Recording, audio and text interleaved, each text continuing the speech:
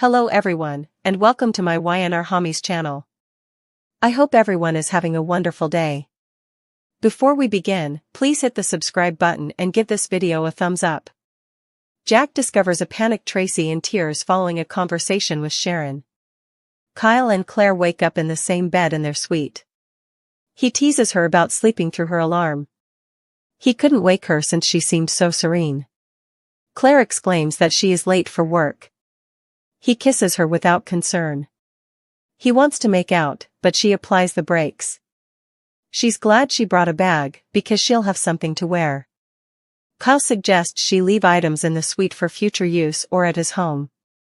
He can speak with his mother regarding wardrobe space. Claire smiles as he swears he's serious. He asks whether that makes her nervous. She prefers it. Kyle responds, "So do I."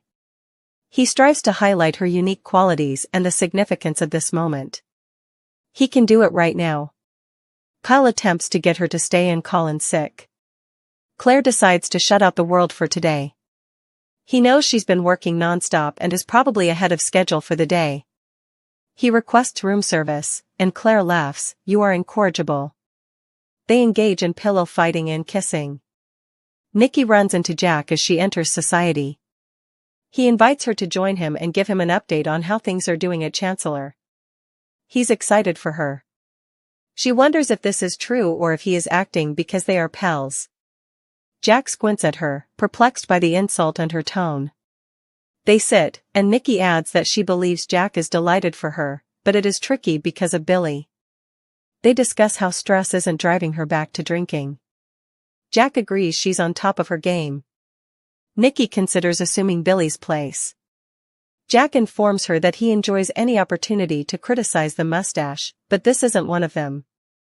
Nikki is surprised that he passed up an opportunity to criticize Victor.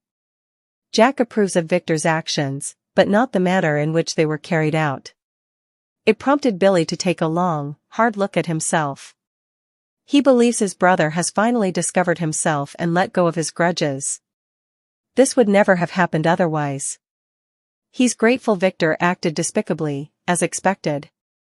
Nikki expected to hear him express gratitude to Victor. Jack informs out that Lily is likewise back where she belongs, and Nikki is content at Chancellor. She'll soar if Victor lets her do her thing.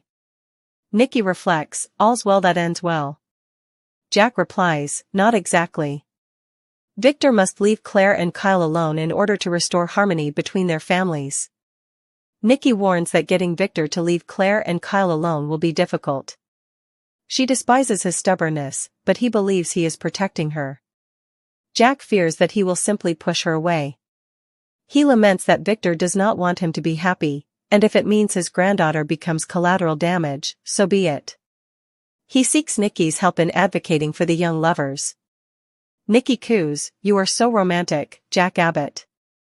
She supports real love, but if all fails, she will be the one to face Victor's anger. Jack inquires, "Since when are you afraid of Victor's wrath?" Kyle cautions Claire in their suite that they must inform the bosses that they will not be there before they can eat breakfast. They pick up their phones and send texts. At society, Nikki tells Jack that she can endure a tantrum or two and will go to any length to protect Claire and Kyle. Their phones ring, and Jack informs them that Kyle has eaten nasty clams and will be unable to come into the office today. Nikki laughs at the coincidence. Claire appears to have eaten the same clams and is now unable to enter. They smile at young love's heavenly nature and decide to let it go. Claire and Kyle receive texts in their suite that read, "No worries." Claire is afraid they've been busted. Kyle recommends that they make the best of it and feed her. She grins and says, "More please." He complies.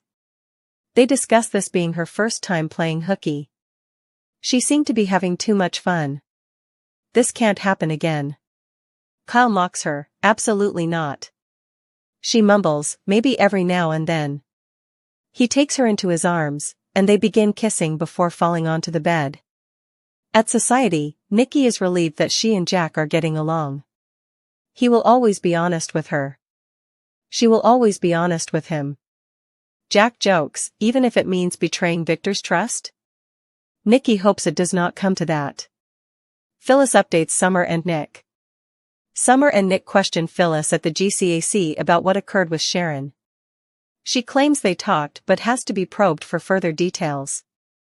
Phyllis claims they discussed how much they love their children and how they will leave their wrath and rage on the clinic floor and move forward together.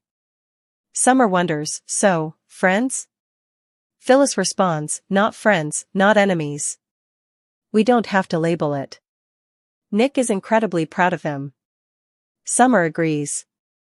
Phyllis laments the fact that she allowed hatred to run her life. She used it to protect her family but ended up hurting those she cared about. Summer tries to downplay the situation, but Phyllis refuses to be let off the hook. It overwhelmed her. Nick feels it's brave of them to work through this all together. According to Phyllis, the past is a harsh reflection of one's own fury and rage. Unexpectedly, she realized the truth about herself. Summer encourages her mother not to be down on herself. She is not only accepting responsibility, but she is also showing up to mend her relationship with Sharon. Nick agrees. He was in the midst of it with her and Sharon, and he played his part, but he saw how much it wounded both of them. Phyllis admits that he has played referee several times. She warns against being nominated for sainthood, stating that it's just a baby step. Nick has witnessed how the past few months have affected her and Sharon. If this helps them achieve peace, they are all for it. Phyllis will not be able to rest until the perpetrator is apprehended and brought to justice. Phyllis informs Nick and Sharon that their conversation the prior day was quite helpful. Sharon saved her life. When the going got tough, she tried everything she could to keep her alive. Nick says, "You also saved her life." Phyllis had always believed she was a wonderful person, but she didn't see it in Sharon. Sharon admitted to framing Daniel because she was a victim, just like the others. Summer believes Sharon must have appreciated this fresh perspective. Phyllis claims it did. She admits she's still getting nightmares. All of this anxiety is still present. Nick reminds her that she is doing everything correctly by controlling what she can and taking charge of her emotions. Phyllis reiterates that she needs to confront whoever did this, look them in the eyes, and tell them they did not win. Sharon exits the kitchen at crimson lights to discover Traci staring deeply at the counter. Traci is astonished to see her considering all she and Phyllis went through. Sharon must work. Traci is grateful that they are both safe at home. Sharon will not feel safe until the psychopath who kidnapped them is imprisoned. Traci can't comprehend who could commit such heinous crimes.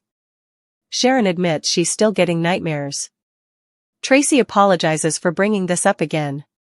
Sharon reassures her that talking about it will help. Traci is willing to listen. Sharon will join her for coffee. Traci sits, and Sharon pours 2 drinks and joins her. Traci claims Kyle told them that she and Phyllis were held captive at an abandoned psychiatric clinic. Alan would have a field day with their captor's venue choices. Sharon assumed the captor had a background in psychology. The mind games they were forced to play were clinical, suggesting they were designed by someone skilled in manipulating behavior. Traci seemed disturbed. Sharon claims he or she was all about manipulating them and playing God. They never saw their faces, only heard a voice over an intercom. Traci inquires about the mental games.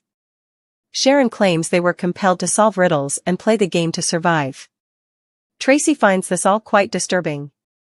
Sharon admits that they had to save each other's lives, and the only option was to solve the puzzle correctly. Traci wonders, what kind of monster does something so sick just for their own entertainment? Sharon says that it was a psychological experiment, and that they were just lab rats. It seems like they wanted them to resolve their concerns. Whoever it was had highly detailed information about their history, leading them to believe their captor knew them.